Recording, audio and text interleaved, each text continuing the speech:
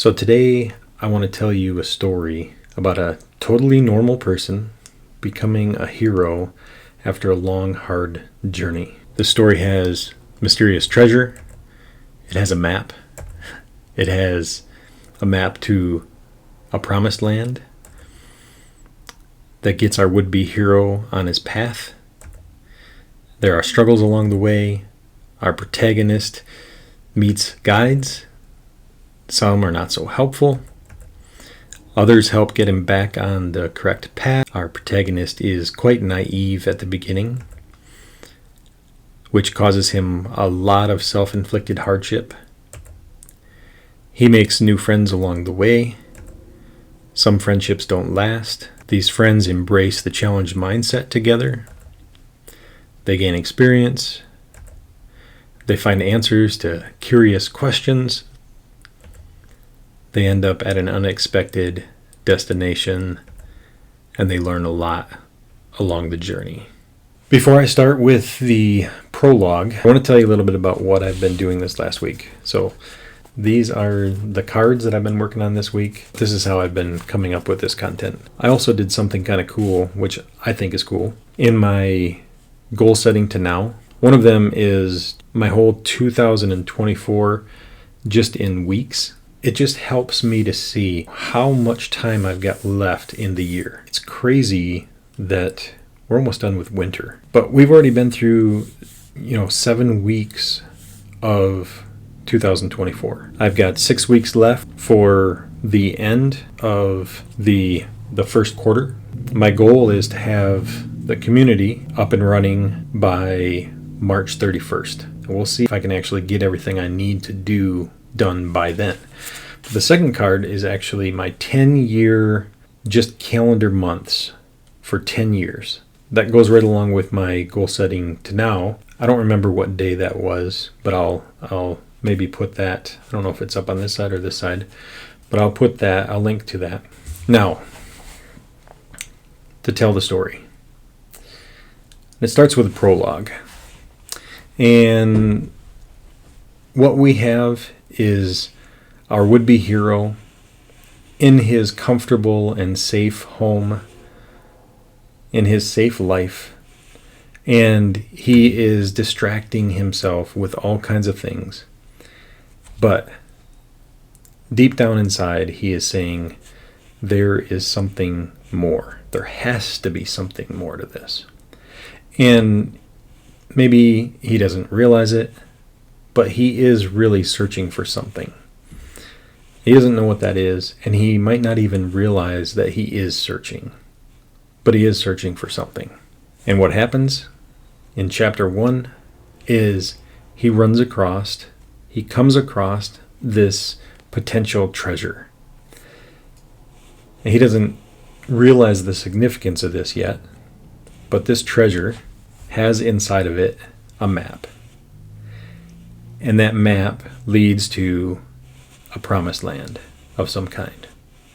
Now, our hero could be reading a book, could be watching a video, but this is the potential treasure where they find that map to the promised land. And they start to wonder, what if I left my comfortable and safe place and followed this map to this promised land? And they decide in chapter 2 that they're on the sojourn. I realized I didn't put other chapter numbers in this. I think I only got like 3 or so, but that's okay. We'll still go with it. And not too long after the sojourn starts, the hero runs into a problem, a struggle. Now they're following the map, and all of a sudden, something unexpected happens. Maybe because the map did not tell them well enough, the kind of troubles that they could run into. Or maybe the map potentially wasn't made exactly for them. So then our hero has to decide, is this too hard? Do I want to give this up? Is it worth it? Should I go back to my life of comfort and safety? Just continue to distract myself with whatever it might be? And our hero might start to realize, hey, I'm going to be lying to myself. I'm going to be saying, hey, you know what? This promised land, there probably really wasn't this promised land. Yeah, it might work for, the author, but it's the author of this map, but it would never work for me. Whatever, they're lying to themselves so that they can feel better about living a life of comfort and safety, but not contentment with all their distractions. So they think about that for a while and they realize, no, I can't do that. I can't do that to myself. I know what that life is like. I know what distractions look like. I know that the things that I'm doing are not helpful in the long run. And so they decide, you know what, to get to this promised land, I'm going to need a little bit of guidance. So they seek out guides. Surprisingly, they find quite a few guides, right? And the guides promise all kinds of things. I can show you the way, for a price. And, for a limited time only, you can get my guide, or I will help you. I will coach you along the way. And it's only going to cost you, whatever, $10,000. Wisdom can be expensive. Now, this guide might actually know what they're talking about, but there's no guarantee. There's no guarantee that you're going to make it. Now, usually there's no guarantee. Sometimes they do have guarantees. Are you sure that they're actually going to be able to get you there? They might be able to. And so what our hero decides is that, this is too expensive, or they don't have trust in the guide enough, and they think this is going to be a distraction. Our hero runs across a great guide, and this guide has some experience, and this guide shares a worldview with the hero. And he says, look, the reason that map hasn't worked for you is because it was specifically designed for the person who wrote it, right? And so what you need to do is you need to really think about, what are my gifts? What are my talents? And everything else that kind of goes along with that. And you need to work on developing your own map. And you can use bits and pieces out of the other person's map, but you're going to have to customize it for you. And along with that, you're going to have to reach out to God. You're going to have to ask for guidance from above. And when you gain that wisdom, then you can develop your map. And you know what? Go do it. Come up with the best you can. And then we'll see how far you get. We'll see what you end up with. And then come back to me. And see, this guide is not offering to, show him the way to the promised land. He's giving him advice to help him along the way. And so our hero goes ahead and he starts thinking deeply. He starts praying to God for wisdom. He ends up coming up with the perfect map, right? Well, no, it's not the perfect map. So our hero, he's pretty naive. He lacks experience. And so he comes up with naive goals. Goals that are maybe way too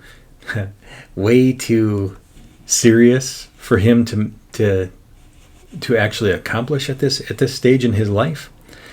But he's at least trying. And he struggles.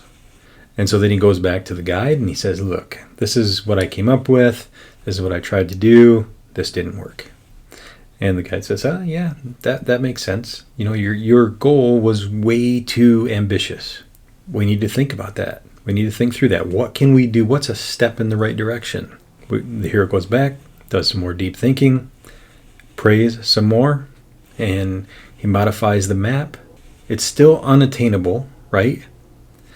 But now he's not afraid of the hard work, and he's starting to gain some experience. And when he sees these struggles along the way, he can't overcome them yet.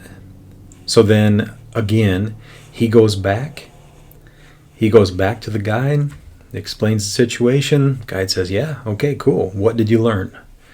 And this is what he learned. Okay, so more deep thinking, more guidance from above, modifying the map, and more hard work. The goals might still be a little naive, and it's still unattainable, but he's not afraid of the hard work. Now, he still can't do it yet, so he goes back to the guide, and the guide says, yeah, let's work on it some more. And this time, maybe when you're struggling, maybe when you're working to gain the experience, maybe look for some allies along the way. And he's like, allies? Okay, great. Okay, so he works on the map. He starts doing some more hard work, and he meets some people along the way. And they have some shared experiences together. They gain experience. Okay, maybe he's failing now still. And so he goes back to the guide. He says, yeah, I'm struggling. I found some allies. We worked on things for a while. We did get a little distracted. And the guide says, what do you mean you got a little distracted? What happened? He says, well, we were working on this. The guy that I talked to, he's actually from where I'm from. And I pulled him into this, and this is the old tribe then becomes distractions. They pull you into the old stuff that you used to be about. The guide tells him, hey, so, what are your goals? What's your real goal? You want to get to this promised land or not? Now, some people are not going to have the same motivation. Some people are not going to have the same goals that you have. So you need to find people with the exact same goals as you. And it's going to be helpful if those people have the same worldview that you have. So after he talks to his guide, he goes and works on the map some more. He prays to God for wisdom, and he redefines things a bit. How can I meet the right people? So then he's working harder, and he finds some allies that are like seriously interested in the same things that he is interested in, that they have the same worldview, and that they want to gain the same experience that our hero wants to gain. And then they start looking at this as a challenge, because that was another thing that the guide said. When you come across a struggle, think of it as just a challenge. Have a challenge mindset, like you're playing a game, right? You want to seek out the challenge. Go for it. And we talked about that last week. The hero is actually starting to like the process. It's actually becoming fun, right? Finding out what we can't do, but I'm growing each step of the way. After multiple loops around, there's success. And working together, the allies, the hero and the others, the hero and his allies, they have success. And boom, they level up. They gain some experience. Now they realize the promised land is actually further away. They're going to need to level up a few more times before they can actually get there. And so now with this experience, they start setting realistic goals for themselves. They start trying to develop realistic habits for themselves. And what's happening is they start building their tribe. They're also finding people that are potentially not on the same path as them, where they don't have the same worldview. They don't want to have the same experiences. They don't want to learn the same things. So, they find more people like themselves.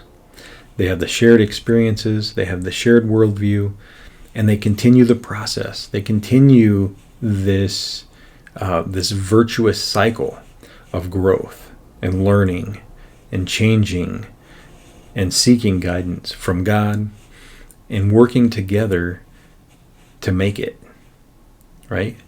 And they're continuously leveling up and leveling up. Now, something happens here where the tribe is actually becoming amazing, where they're getting a lot out of helping each other. One person has certain gifts and talents that maybe works really well with the other person's gifts and talents. Where one person is weak, the other one is strong. They're complementary to one another. As the tribe, they continually level up and level up. As they're meeting challenge after challenge after challenge, they start to think, is the promised land really what we want to focus on? Or is that promised land actually a distraction? Is that something we really want? Or do we want something more valuable? And so what they decide is that, hey, if we have a community of peers helping one another to develop our gifts and our talents based on our worldview, working together in projects based on our passions, I mean, wouldn't that be awesome? A huge team of people doing that. Wouldn't that be amazing? And so what happens is what they originally started out doing is something different than where they ended up. And they ask, what if we have a new vision?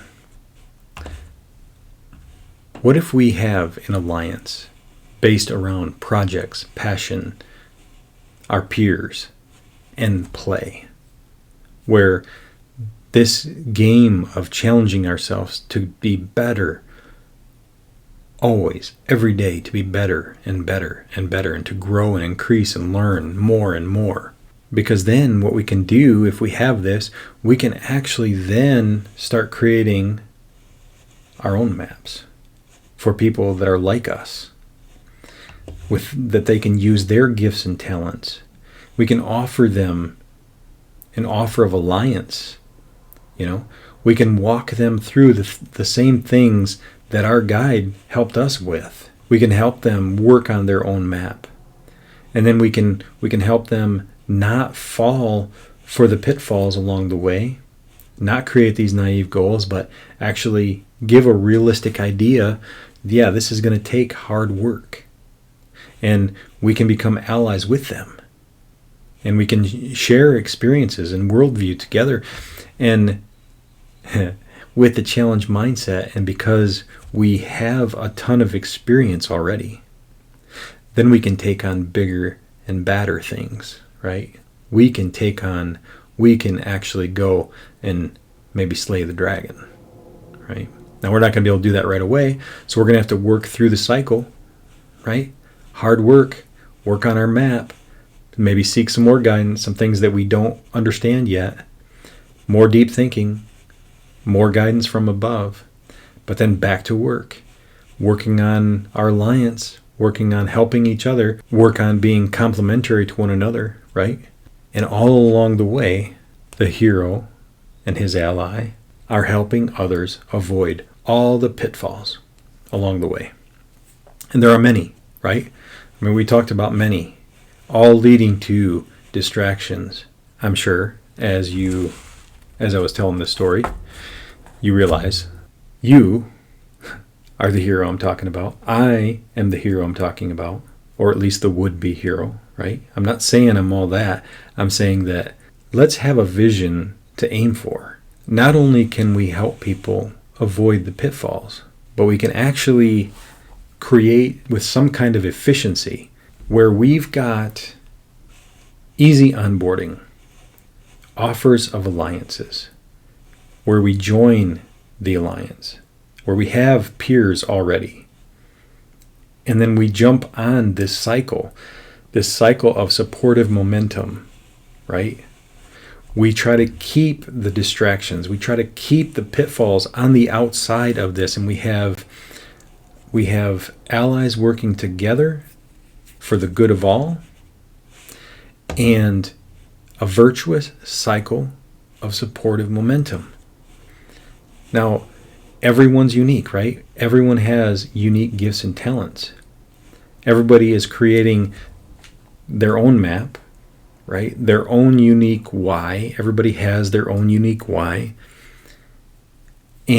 But this support system is helping us, all of us, to grow continuously, where we have our alliance of peers, where we have our alliance of projects that we might be helping each other on. We have our alliance of play, where we're taking on the challenges together. And we're leveling up together. We have our alliance based around our passions, right? We realize there's hard work. This isn't easy. This isn't easy by any means, but challenging ourselves is fun. And this is why I think this could be so awesome. This is what I want to develop, This is what I'm doing with the remainder of these weeks out of this year, right? This is what I'm working on. And the beginning of the community is, hopefully, if I can stick with the schedule, is March 31st. Hopefully. We'll see. Now, what is this going to provide? It's going to provide accountability. It's going to provide not only deep thinking in my own head, but then also sharing with others. And then finding people that have the experience, that are willing to share the experience that they have. And so when I have questions, I reach out for answers. When people ask questions and I have an answer, I reply back. That's part of the community. And when we talk about guidance from above, asking God for wisdom, not only are we doing that ourselves, but we are doing that as a team. We are doing that collectively for each other. And that's huge. Collective prayer is huge. When you've got the creator and sustainer of the universe on your team, mountains move, right? And then we've got coaching from those with experience, right? Now, this is where we're complementary to one another, where somebody might have the experience in this, but not in this. But I might have the experience in this and not in this. So then we can share those things, We can help one another out where it fits, in the context that it fits. So helping each other set realistic goals, tools that help us to develop our habits. Again, shared experiences and worldview, the challenge mindset, again, all of this stuff. And then the play, right? The alliance of play, when I'm talking about the gamification that I've been talking about. Again, these are the cards I worked on this week. I said I was going to work on gamification, and I didn't spend a whole lot of time in gamification. What I actually ended up doing is I've been spending a lot of time on figuring out learning. And seriously. And learning about learning, which seems pretty meta. Learning is huge, and that's going to be a big, huge part of this. I bought 2 learning books. Actually, I think I bought more than 2. I think I bought 3 or 4. I got a couple Kindle books. And then I've got a few books on potentially turning these things into sketch notes and my Zettelkasten stuff into sketch notes. And then also how to actually do sketch notes in these kind of videos. That's a big thing of what I want to do. That makes each one of these videos a lot longer to make. So it's not going to be something that happens right away.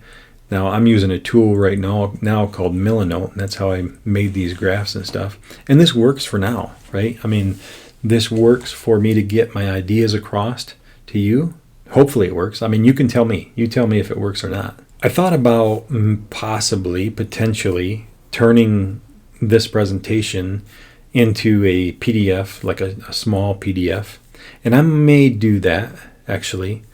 And if you want to get a copy of that PDF, I'm not going to do a brand new landing page for that specifically, but I'll put the link email list. I'll put that in the description sign up for that. You'll also get information, the second printing of my book. And I'm hoping to have this done and printed by the end of March as well. That's the plan. And now, I've been thinking about this whole time. I mean, this is the last page of this. I'm talking about an offer of alliance on the very last page of my book already. And so this is a vision of that. And if this resonates with you, sign up.